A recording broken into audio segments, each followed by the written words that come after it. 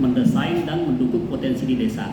Contoh, dengan adanya desain ini, hal yang sepele dengan desain yang bagus itu banyak orang berdatangan ke sana.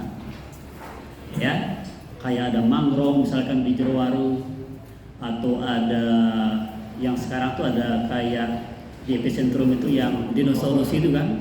Nah, orang ke sana itu mengetahuinya lewat media ini. Nah, begitu juga ketika ada potensi di desa kita, itu bisa kita viralkan dia dengan melalui desain yang menarik dan tulisan yang enak dibaca sama orang. Akan kita kupas di sini. Lalu sebelum kita lebih jauh, perkenalkan sekali lagi, nama saya Rodiman, tapi biasa dipanggil Bang Rudi. Saya adalah content creator dan digital marketer. Saya pernah di tahun 2021 itu menjadi koordinator Ria Ricis. Saya dikasih SK sama Dr. Bombong dulu. Jadi dia bikin sebuah guru YouTuber. Jadi guru-guru itu dia bikin konten tentang edukasi, di-upload di guru YouTuber nama channelnya. Itu binaannya Ria Ricis. Nah, saya diangkat jadi koordinatornya wilayah NTB waktu itu. Kemudian saya kebetulan ketua komunitas YLC namanya. Kemudian founder YLC juga. Lalu saya buka kursus YouTube.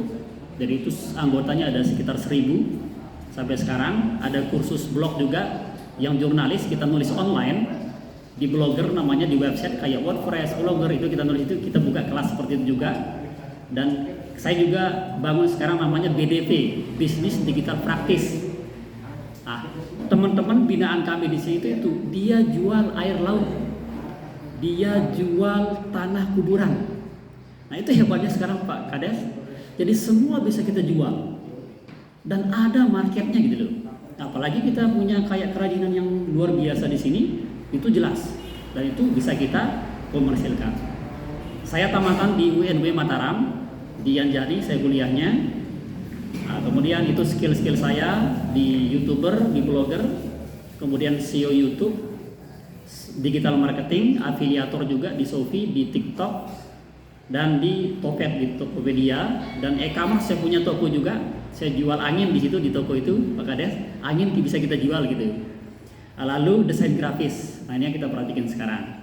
Dan bahasa saya kuasai bahasa Inggris, Indonesia, dan Sasak tentunya gitu ya. Ini dia perkenal dikit dari Tiang.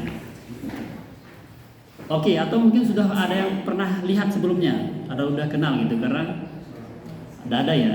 Oke, karena ada anggota juga di sini yang Indra Sasak juga itu anggota kita. Eril Sepai juga dari Lombok Tengah itu adalah anggota kita di YLC. Oke, kita lanjut yang bisa berdiri. Nah, keterampilan dasar desain grafis itu ada 4 yang harus kita kuasai. Pertama itu dasar-dasar desain grafis.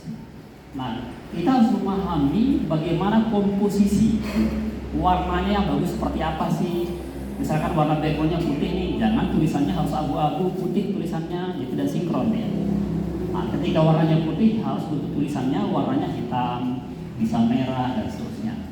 Dan tipografi serta layoutnya seperti apa. Nah, inilah dasar-dasar desain yang harus kita memahami. Ya, penggunaan warna, layoutnya, dan komposisi penggabungan dari warna dan tulisan. Yang kedua, penggunaan perangkat lunak. Nah, dulu iya harus kita punya laptop, harus punya komputer. Nah, sekarang tidak. Itu canggihnya ya. Jadi di HP ini sekarang semua sangat fleksibel, mudah, dinamis, dan gampang kita gunakan. Apalagi sekarang ada disebut dengan AI. Ya, jadi aplikasi AI itu tinggal kita perintahkan. Buatkan saya desain nih, ada gunungnya di situ, ada gambar desanya, ada gambar orang-orangnya, langsung dibuatin sama AI itu. Ya, nah itu hebatnya di era digital ini. Nah, Pak Karus juga bisa begitu, bisa bikin kayak gemoy kayak gambar karton gitu kan. Ada orang lagi kayak kurban, bikinkan desain kurban dari karton gitu, akan dibuat seperti itu. TikTok dalam ada biasa. Nah, apalagi TikTok. Oh iya ada TikTok. Nah, TikTok itu lebih cepat kita mendapat branding di situ daripada yang lain. Karena TikTok itu terbanyak penggunanya, ya, dapat followernya lebih cepat, dapat pengikutnya lebih cepat, beda dengan Facebook Pro, YouTube. Makanya 1 follower di YouTube, di Instagram itu setara dengan 1000 follower di TikTok. Gitu, makanya kalau pemula teman-teman bagus itu kalau mulai dari TikTok. Kemudian yang ketiga, kreativitas dan inovasi. Nah, tentu ketika kita berbicara tentang teknologi, kita harus kreatif. Kita harus berinovasi. Ya. Kira-kira apa nih yang bisa saya jual dari desa kita? Kita punya produk, kira-kira gimana cara brandingnya? Karena ingat teman-teman bahwa kita, setiap manusia itu punya value. Setiap desa itu punya keunikan. Nah, itu yang kita kreativitaskan dan inovasi. Kita bisa branding lewat Facebook, lewat TikTok, lewat IG dan semua media sosial itu. Dan itu ada cuannya. Ya, semua ada marketnya. Nah, ini yang ketiga, mengembangkan ide-ide kreatif untuk berinovasi menghasilkan desain yang unik.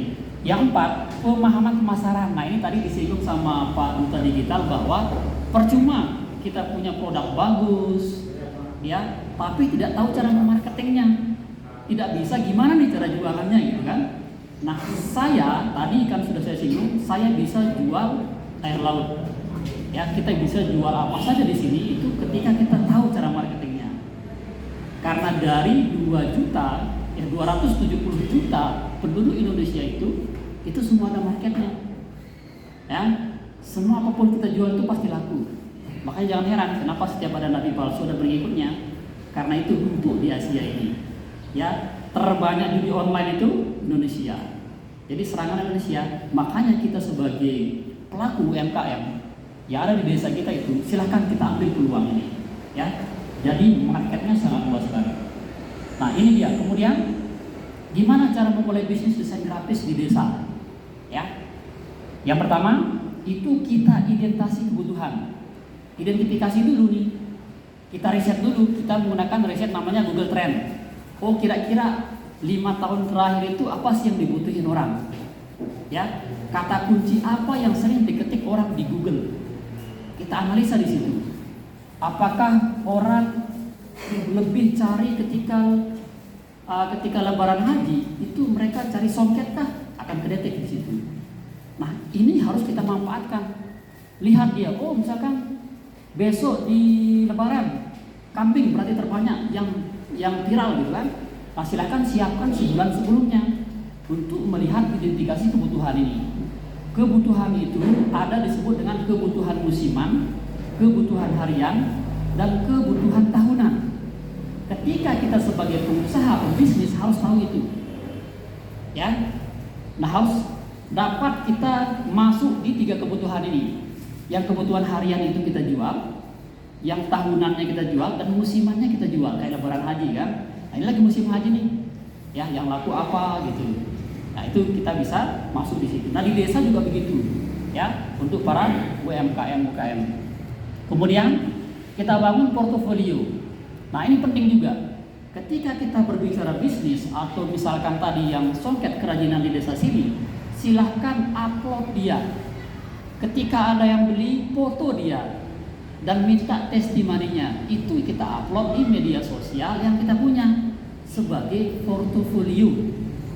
Karena pembeli itu biasa melihat siapa saja sih yang sudah beli, sudah berapa sih reviewnya, apakah sudah bintang 5 atau jelek reviewnya. Nah, sama ketika kita belanja di Shopee. Ada yang sering belanja di Shopee di sini? Bisa? Angkat tangan, sering belanja di Shopee? Sering ya? Nah, di Shopee itu sebelum kita check out atau ke keranjang, itu biasa kita lihat reviewnya dulu. Bintang berapa nih? Kalau jelek, kita skip. Ya, kalau bagus kita bungkus, masukin di keranjang aja sampai numpuk gitu kan, ibu-ibu biasa begitu. Paling belanjanya tahun depan ya itu kan. Nah, ini bangun portofolio. Kemudian kita promosikan jasa. Nah, kemarin kebetulan saya ketemu sama para pelaku wisata di Timbanung namanya. Itu kita promosi jasa. Jadi rata-rata mereka itu yang tidak desa wisata itu dibentuk jadi desa wisata. Contoh, ada di situ dia buat sejenis paket belajar Nenggala gitu. Tahu Nenggala ya? Yang Nenggala pakai sapi itu. Nah, itu dijual di bule. Jadi karena bule-bule itu nggak tahu dia gimana cara Nenggala, itu dijual loh di desa itu. Padahal dia tidak punya air terjun, tidak punya wisata kulit, tidak punya. Tapi itu adalah salah satu keunikannya. Dan juga dia jual kayak nanam padi, itu dipaketkan dia, itu di Timbanau. Nah, di sini juga bisa kita maksimalkan seperti itu. Kita promosikan jasa-jasa apa yang bisa kita lakukan. Ya, nah di desa juga begitu. Bisa lewat komunitas atau program-program atau barang-barang lokal. Nah, yang terakhir kembangkan jaringan. Nah, ini penting. Jadi usaha bisnis itu dia akan dikatakan berhasil ketika banyak relasi, banyak jaringan. Ya. Karena dalam bisnis itu kita kayak bayi. Bayi tidak bisa jalan tanpa bantuan orang. Harus bekerja. Ya. Nah, kalau sudah besar itu bisa dia jalan. Nah, ketika kita bisnis pemula itu harus kerjasama, bangun jaringan, harus banyak teman, ya, sehingga nanti akan lebih efektif ketika cerita ke cerita daripada kita langsung tawarin, itu dia tidak akan langsung closing. Tapi ketika orang yang sudah beli cerita itu tidak perlu dia nanya-nanya, langsung dia beli. Nah, itu hebatnya dari pengembangan jaringan ini. Nah, kemudian desain grafis sebagai sumber penghasilan. Ya, nanti kita bedah dashboard. Satu, layanan desain grafis. Nah, kita bisa bangun layanan desain grafis. Tidak mesti harus punya toko, tidak mesti harus punya sewa tempat. Coba lihat, Gojek punya sepeda motor tidak? Tidak punya. Shopee punya produk tidak? Tidak punya dia. Orang-orang lah yang naruh produk di situ. Di Gojek, ojek-ojek lah yang punya sepeda motor. Makanya 100 orang terkaya di dunia itulah orang-orang yang bermain di aplikasi. Ya, Gojek coba kita lihat dulu. Jadi dia belajar dari masalah di Jakarta orang macet, dia hadir sepeda motor itu menghadirkan sebagai solusi sehingga bangunlah Gojek. Gojek sekarang menjadi GoFood, jadi pengantaran makanan. Ya, nah itu di digital sekarang. Jadi jangan kita berpikir, oh kalau saya harus berbisnis harus punya produk nih, harus punya toko, nah itu salah. Salah itu dulu 20 tahun yang lalu, tapi sekarang tidak perlu ada lokasi, tidak perlu sewa tempat. Cukup dengan genggaman HP ini kita sudah bisa punya toko besar. Bahkan saya punya toko mall. Ya, di toko saya di Shopee itu dia sudah mall. Kan ada Star Plus, ada Shopee Mall kan. Nah, kita bisa bikin mall hanya lewat genggaman di HP ini. Nah, teman-teman juga bisa begitu nanti. Layanan desain grafis. Lalu yang kedua, pemasaran online. Nah, teman-teman bisa juga menggunakan, kalau pertama-tama itu bisa menggunakan Google Ads, FB Ads dan sebagainya. Kita bisa ngiklan, tapi itu berbayar. Ya, kalau kita ngiklan itu 7 hari biasanya 200.000 7 hari. Nah, makanya ada disebut dengan Google Ads sama FB Ads. Lalu kursus desain grafis. Nah, ketika kita bisa desain grafis, kita bisa buka kursus. Ya, mungkin kalau kita buka di sini mungkin jarang peminat, tapi kita buka secara online. Ya, marketnya luas. Karena banyak anak-anak SMA itu dia pengen belajar desain grafis, seperti apa caranya, seperti yang saya lakukan nih.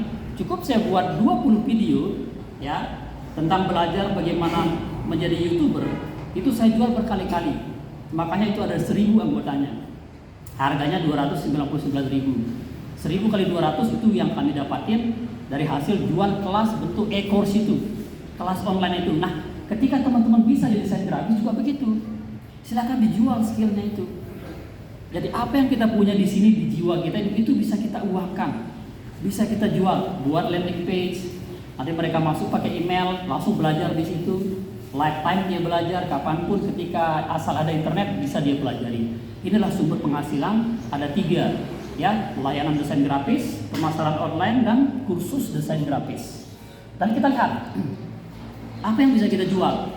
Nah, kita di desa Pengadang ini apa yang bisa kita jual? Banyak sekali ya. Kita tidak punya modal, tidak punya barang, tapi kita lihat tuh jual air laut ini yang kami jual itu harganya 3.700.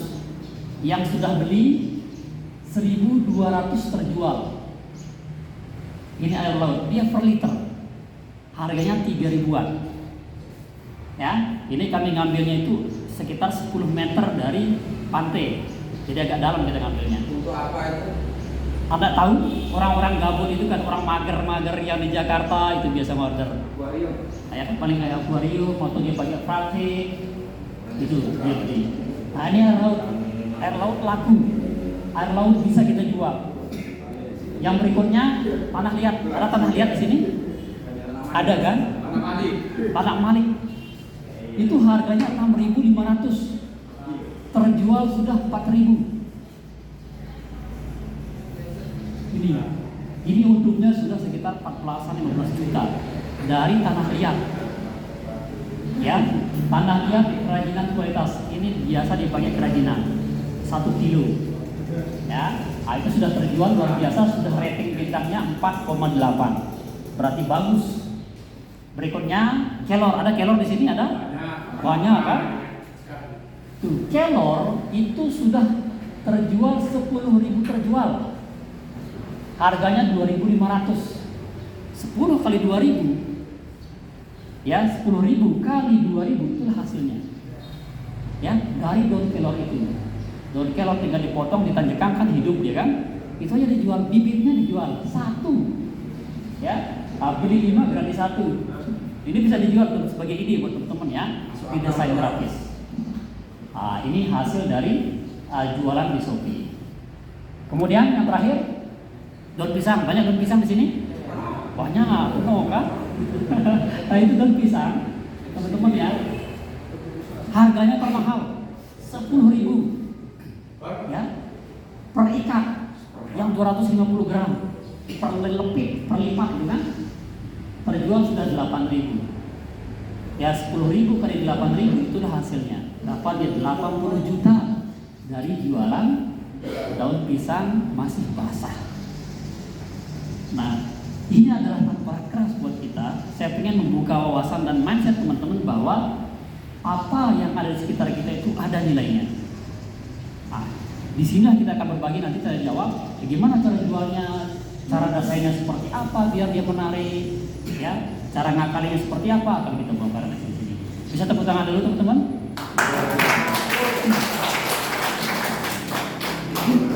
Oke, next. Nah sekarang kita ke jurnalis sebagai peluang pendapatan tambahan. Setelah kita bisa ngedesain, ya, jadi tulisan tidak akan sempurna tanpa foto. Ketika kita baca di mandalika.com, di Koran NTB, di Tribun News itu pasti ada foto.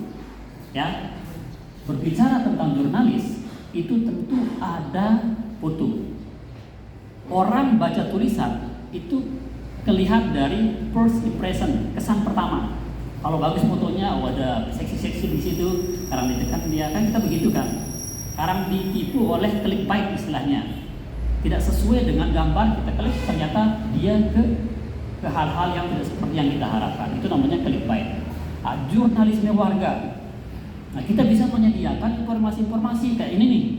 Saya harap nanti dari teman-teman 10 orang saja atau beberapa orang ada menulis kegiatan ini, buat tulisan dan posting di Facebook, posting di websitenya, sehingga warga desa yang lain itu tahu loh bahwa kita sudah berkegiatan, tahu loh kita sudah pelatihan desain grafis, ya. Nah sehingga nanti orang akan mengikuti dan melihat perkembangan desa kita. Nah itu yang kita harapin ya. Jadi harus ada tulisan nanti posting di Facebook masing-masing. Kemudian yang kedua, artikel komersial atau tulisan komersial. Ini kita bisa dapat uang. Kayak saya di blogger di sini ya. Ini blog saya yang di belakang ini. Itu biasa orang endorse. Masang foto saja di blog saya itu bayarnya 300 hanya sebulan. Kita pasang dia di sidebar istilahnya. Kadang juga dia masang artikel produknya. Kayak kemarin itu dia masang ada pas caleg legislatif DPRD provinsi, dia iklan di sini. Dia bayar 1 juta selama masa periode pemilihan. Ini kita bisa dapatkan artikel komersil ketika tulisan kita bagus, visitor kita banyak. Visitor pengunjung itu akan datang ketika tulisan kita bagus dan desain foto kita itu menarik. Nah itu harus teman-teman kuasai ya. Nah itu akan secara simbiosis nanti. Jadi pelan-pelan dia akan mengikuti ya. Jadi mulai aja dulu dan seterusnya. Yang terakhir adalah jurnalisme kolaboratif. Nah, kita bisa kerjasama dengan media-media lokal. Ketika ada media lagi mau di-up nih, mau diviralkan nih, ada berita-berita public figure misalkan. Jadi sekarang kita dihubungi untuk ditulisin beritanya itu, di-upload di blog atau di website kita. Nah, ini adalah 3 sumber sebagai pendapatan jurnalisme. Lalu, keterampilan jurnalistik yang perlu kita kuasai. Pertama, menulis. Ya, tulisan kita harus bagus, sempurna, sesuai dengan fitur dan disebut dengan SEO. Jadi tidak sembarang nulis nih. Ada disebut dengan SEO. Ada yang tahu SEO? Yang tahu SEO saya kasih nih, saya kasih 5 detik.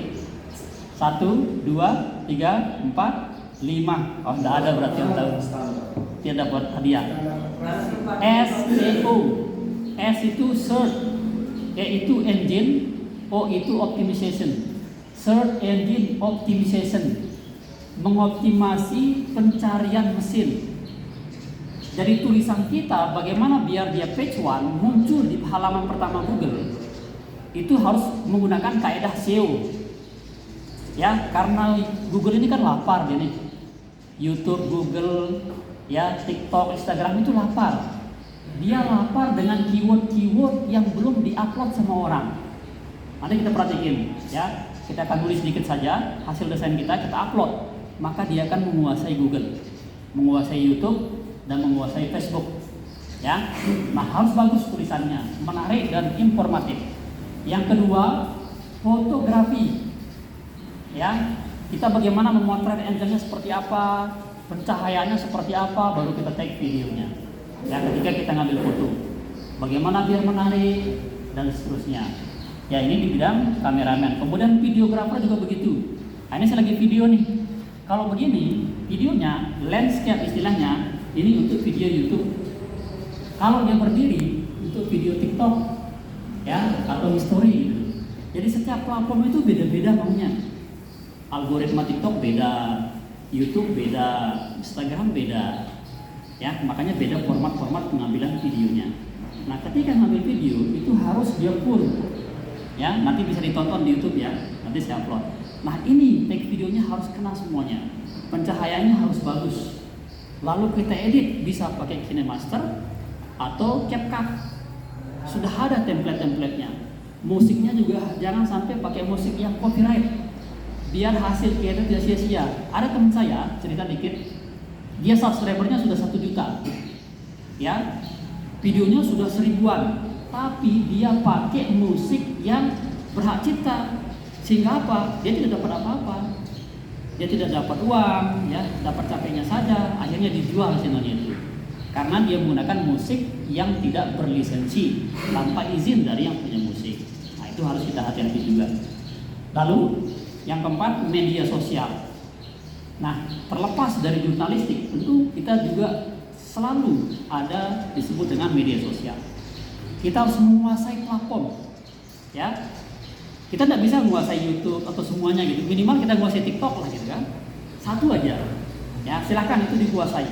Dan disitulah tempat kita promosi tulisan kita, hasil desain kita akan dilihat sama orang. Ya, seminggu 2 minggu orang tidak akan tertarik. Tapi dalam dunia promosi itu orang akan menghubungi kita setelah 6 bulan, 7 bulan dan 8 bulan. Begitu kayak saya dulu. Saya mulai brandingnya itu di tahun 2020, ya, dan saya dikenal sama Mami itu sekarang, dikenal lewat Facebook, dikenal lewat teman. Oh, ini ternyata berkompetensi nih untuk melatih orang, nah sehingga diundang. Dan termasuk besok juga saya mau ke Jakarta, tanggal 4, 5, 6, 7 itu saya mau ke Jakarta untuk mengisi seminar di sana, diundang sama Oxpa dalam videografer. Nah, itu efek dari media sosial. Media sosial adalah alat tercanggih untuk memprovokasi orang. Lihat calon-calon gubernur, siapa yang punya media sosial? Mereka ngegas sekarang, karena targetnya Gen Z, milenial, jadi lebih enak. Makanya apapun yang kita jual itu silahkan jangan lepas dari media sosial. Di situ kita promonya, tidak perlu kita pasang banner, tidak perlu kita nempel-nempel di tiang listrik, tidak perlu. Itu zaman lain. Nah, sekarang media sosial ini harus kita maksimalkan. Nah, kemudian yang berikutnya, kita singkat saja. Nah, strategi pemasaran untuk produk desain dan artikel. Yang pertama, kita identifikasi pasar. Saya sebut tadi, misalkan kita jual tentang produk kita kerajinan. Di kerajinan itu, tidak semua wilayah Indonesia itu butuh. Ada datanya. Kita lihat, biasa kalau kerajinan itu yang paling banyak nyari misalkan, di Kalimantan atau di Singapura, karena di situ dia lebih ke alami-alami. Nanti pas kita ngiklan, jangan ngiklannya di tempat lain, harus sesuai dengan lokasi yang terbanyak nyari itu. Lalu di umurnya, jangan kita pasang iklan itu di umur di bawah 18 tahun. Kita harus pasang iklan setting umurnya harus di atas 30 tahun ke atas begitu. Karena 30 tahun ke atas itu orang sudah punya uang. Kalau di 25 itu belum punya uang dia gitu. Nah, itu untuk pentargetan iklan pasarnya seperti apa. Nanti kita akan perhatikan. Kemudian tadi pemanfaatan media sosial untuk promosi karya kita. Dan yang ketiga, kolaborasi strategi dan tingkatkan kualitas. Nah, ini banyak kita lihat di warga kita. Kenapa baru setahun 6 bulan buka toko makan, warung makan, tahun depan sudah gulung tikar gitu kan. Sudah tidak kelihatan lagi nutup tokonya gitu. Karena ditingkatkan kualitas ini. Ya. Kita lihat Shopee Mall yang di Mataram itu sudah hilang dengan epicentrum. Faktornya karena tidak meningkatkan kualitas. Ya. Lalu di LCC kita lihat tidak meningkatkan kualitas. Jadi harus kita lihat pasar. Apa sih yang dibutuhin sama orang di sekitar kita itu? Sehingga di situ kita bangun inovasi-inovasi baru. Sehingga ada variasi ketika orang yang pelanggan kita itu ada ditemukan hal baru di situ. Sehingga dia datang itu tidak hanya untuk makan, tapi mencari hal inovasi yang baru itu. Atau kualitas dari resep makanan yang baru kita buat. Nah, usahakan seperti itu. Kita harus berinovasi dan tingkatkan kualitas. Ya. Nah, kemudian yang terakhir, memanfaatkan potensi desa melalui desain grafis dan jurnalis. Desain grafis ini untuk para UMKM. Di sini ada yang punya usaha, bisa angkat tangan yang punya usaha UMKM dan jualan. Peternak doang, mantap. Ya, peternak doang bisa. Nah, kemudian jurnalis menyediakan informasi dan berita-berita desa. Nah, saya minta nanti teman-teman silakan tulis kegiatan kita ini, upload di Facebooknya, biar orang tahu dan biar nanti kementerian juga melihat bahwa kita sudah melakukan hal-hal seminar seperti ini. Bang Rudi bisanya ngomong aja nih, mana buktinya gitu kan? Nah, mana buktinya Bang Rudi? Bisanya ngomong aja, tadi harus begini, tadi udah jual air laut gitu kan? Nah, kita lihat teman-teman. Ini saya jual di TikTok, baru saya buka sebulan. Saya jualan di TikTok. Ini dapatnya 400. Ya, saya jual kayak tadi itu barang angin. Kemudian ini saya jual di WA. Per bulan saya dapat kadang-kadang 13 juta, ada 6 juta, 4 juta, sekarang lagi turun di bulan Februari. Ya, 4 juta. Nah, ini saya jualan di Shopee. Saya dapat per bulan 38 juta. Ini dari Shopee-nya. Ya. Nah, itu dari Januari, Februari, Maret, April. 4 bulan. Dapat 38 juta ini. Ini di Shopee kita jualannya. Tepuk tangan dulu.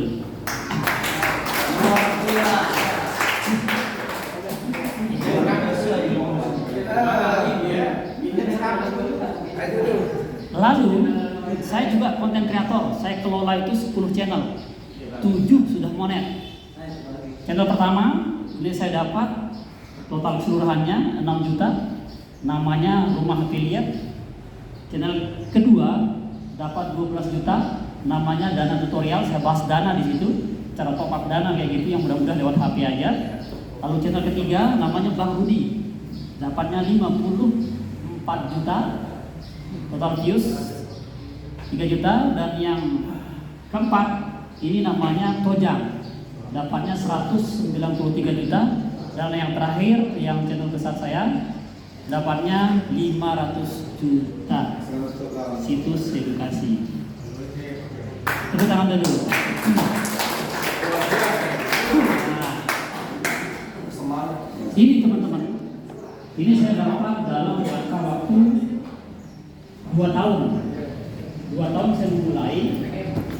Ya, yang channel ini dia depannya. Kita dikasih hadiah sama YouTube, dikirimin namanya Silver Play Button.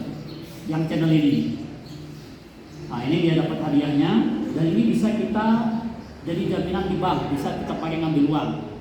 Nah, itu syaratnya, tapi di Bank NTB dia kalau yang Silver ini tidak perlu barang. Nah, itu dia channel yang saya kelola. Itu sendirian. Dan sekarang masih aktif. Setiap hari saya upload itu 10 sampai 20 video satu channel. Karena ingat, di YouTube itu ada 3 tujuan orang. Pertama, untuk branding. Kedua, untuk jualan. Dan ketiga, untuk AdSense. Ya, kalau kita mau branding, beda rumusnya. Kalau mau fokus jualan, beda lagi. Kalau mau fokus ke AdSense-nya, ya ke uangnya gitu dari YouTube, itu beda lagi. Nah, itu bisa kita rauh dan bisa kita dapatkan. Banyak sekali konten-konten sampah itu laku. Kan misalkan cara transfer dosa, cara ubah dosa jadi saldo dana, itu banyak nonton. Duduk 2 jam dan ngapa-ngapain, itu banyak nonton. Ya, sampai konten-konten seperti itu tuh banyak nonton. Makanya ketika kita sebagai peternak bikin aja video-video kayak bagaimana dari nyuntik ternak seperti apa, perawatan seperti apa, buat saja. Dan itu akan laku. Ya, buat aja sebanyak-banyaknya. Nah, kemudian ini adalah hasil saya selama saya jadi content creator.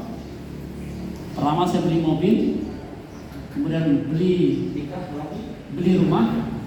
Saya bikin rumah di Sembalun, ada saya beli BTM di Selong, dan itu saya beli iPhone Pro Max 2, 15 Pro Max yang terbaru kemarin.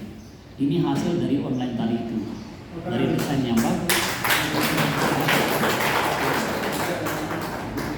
Ya sedikit, saya dari Sembalun aslinya, di ujung sana. Dulu pas saya ngupload video itu harus turun ke Imau, upload video karena ada wifi di situ, ada sinyal. Itu perjuangan. Ya, begitu aja terus saya saja dari ujung sana di gunung di Sembalun bisa, apalagi di sini di Lombok Tengah, pusat dari kota, sudah ada bil segala macam. Saya yakin semua teman bisa. Wifi semuanya berkelanyakan kan, tinggal kita pakai aja. Nah, silakan semua teman-teman bisa, dan pasti juga mulai saja dulu. Ya, itu aja teman-teman. Terima kasih. Kita mungkin open sesi tanya jawab. Saya kembali ke moderator. Sekarang Assalamualaikum warahmatullahi wabarakatuh. Kita kasih aplaus dulu buat narasumber kita.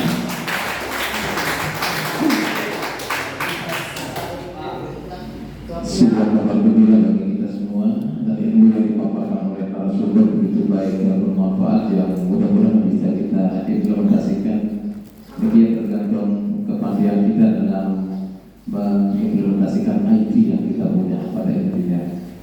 Maka sebelum kita tutup acara pelatihan kita pada pagi menjelang siang hari ini, kita masuk ke sesi tanya jawab. Kalau memang ada yang perlu dipertanyakan, kami penunjang mediasi media yang kita punya, sehingga dengan media yang kita punya kita bisa menghasilkan cuan seperti apa yang disampaikan oleh narasumber kita. Pada intinya kita butuh cuan. Kepada Bapak Ibu, kami silakan kalau ada yang perlu ditanyakan, kami silakan. Silakan. Cukup menarik yang disampaikan oleh narasumber tadi. Mungkin bagaimana cara bertiktok, dan lain sebagainya. IT, oke. Kami silakan kepada Bang Guru.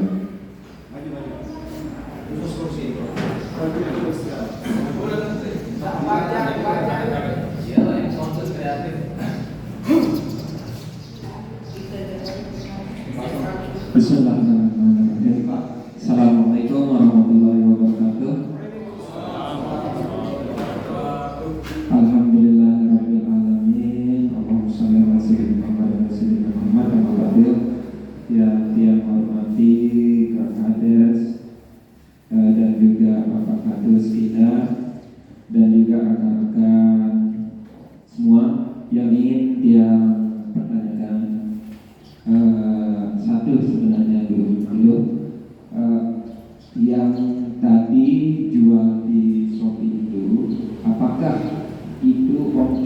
medianya produsen atau yang kita yang jual atau itu customer gitu. Itu satu. Yang kedua,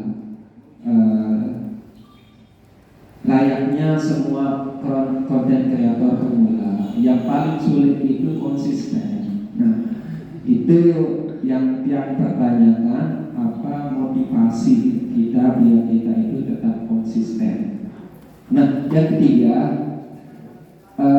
bagaimana membentuk atau mensosialisasikan atau branding lah gitu, konsep daripada jasa-jasa yang belum tadi disampaikan. Itu saja.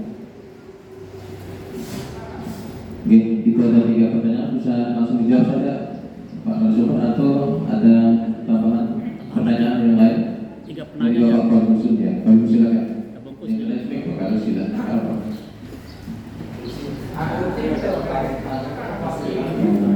Nabi atau TikTok. Assalamualaikum warahmatullahi wabarakatuh. Ini menarik.